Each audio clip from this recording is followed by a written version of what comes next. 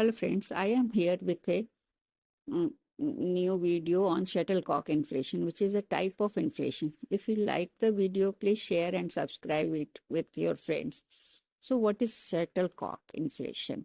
Shuttlecock inflation refers to a pattern of inflation where prices rise sharply, then fall temporarily, just like shuttlecock, and then rise again repeatedly, like the up and down movement of a shuttlecock in a badminton game. So we all know that shuttlecock is used in badminton game. It shows unstable or fluctuating inflation. Instead of a steady rise or fall in prices, there is sudden rise, then fall, then rise. So it is named as shuttlecock inflation. Just like shuttlecock moves up and down quickly during play, prices under this type of inflation, shuttlecock inflation, keep bouncing up and down, not stable for long. So we can understand with an example.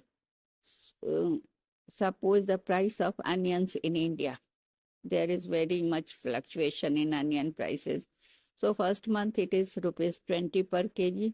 Second month price rises to rupees 60 due to crop failure. Third month falls again price. Price again falls to rupees 25 because new harvest arrives.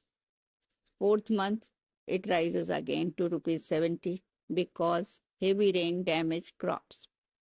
So prices are moving up and down repeatedly, showing shuttlecock-like movements. This is called shuttlecock inflation. The causes of shuttlecock inflation is first seasonal production fluctuation. Agriculture goods depend on monsoon, and monsoon causes fall or rise in the production, and so on the prices.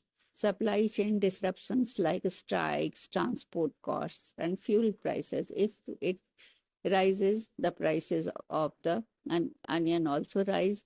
The speculation and hoarding, traders stock goods. If they think that prices are going to rise, then they hoard and create artificial scarcity so that they can charge more prices. Policy changes, sudden import or export bans or price controls by the government also causes price fluctuations. So economic impact of this type of price rise and fall creates uncertainty for consumers and producers. It affects planning, budgeting, and investment decisions.